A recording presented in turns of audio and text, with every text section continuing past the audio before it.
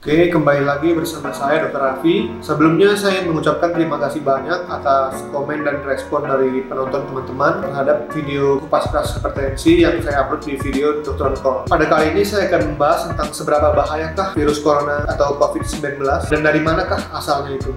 Jadi untuk menentukan seberapa besar risiko yang ditimbulkan oleh COVID-19 ini, terdapat 3 parameter yang harus kita bahas. Jadi yang pertama adalah laju transmisi atau laju penyebaran. Kemudian yang kedua, apakah orang yang terinfeksi virus corona ini dan dia tidak memiliki gejala tapi dia bisa menularkan ke orang lain.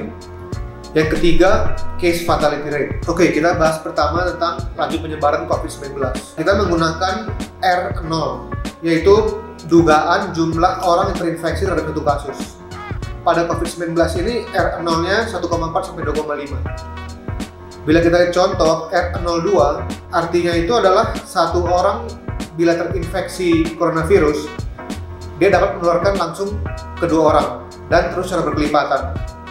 Begitu juga bila R04, satu orang tertular coronavirus, maka dia akan menularkan langsung ke 4 orang dan seterusnya. Bila R0 di atas 1 ini sudah menunjukkan bahwa virus ini susah untuk dikontrol, dia penyebaran sangat cepat. Ditambah lagi yang kedua, bila orang terinfeksi virus ini, dia belum tentu memiliki gejala. Kira-kira dalam 2 minggu dia bisa tanpa gejala sama sekali, tetapi dia sudah bisa menularkan orang lain. Bila kita lihat segitiga epidemiologi, kita manusia sebagai host dan virus sebagai agent. Di sini kita harus memutuskan rantai penularan dengan cara melindungi diri kita dan juga melindungi orang lain, yaitu dengan mencuci tangan. Kapan waktu kita untuk cuci tangan? Yaitu ketika kita batuk dan bersin, kemudian ketika kita merawat orang yang sakit, kemudian juga sebelum, selama, sesudah menyiapkan makanan, kemudian sebelum kita makan, setelah kita dari toilet, ketika tangan kita terlihat kotor, kemudian juga ketika kita menangani hewan maupun kotorannya. Bila Anda mau menggunakan masker, pastikan masker melindungi mulut dan hidung. Kemudian hindari menyentuh masker ketika sudah terpakai. Segera bawa masker setiap kali selesai digunakan dan cuci tangan setelah membawa masker pada tempat sampah. Hindari kontak dengan orang lain atau berpergian bila kita mengalami batuk atau demam. Begitu juga sebaliknya. Dan ternyata sekitar 8...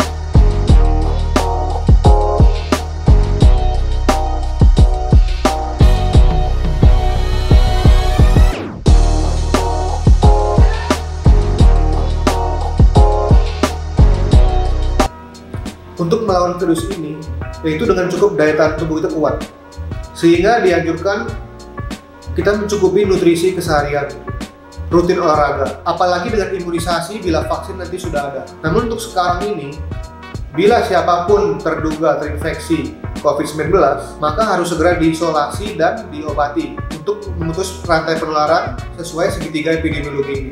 Sekali lagi saya ingatkan bahwa virus ini berasal dari hewan, karena zoonosis, penularan dari hewan ke manusia. Kita tahu coronavirus ini berasal dari hewan kelelawar. Namun untuk COVID-19, ternyata secara genetik 96% dia cocok dengan hewan terenggiling.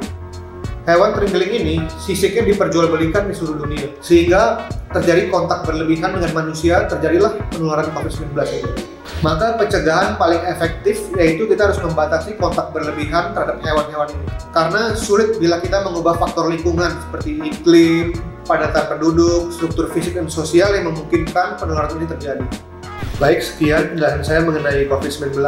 Terima kasih sudah menyaksikan. Jangan lupa untuk subscribe dan klik tombol lonceng.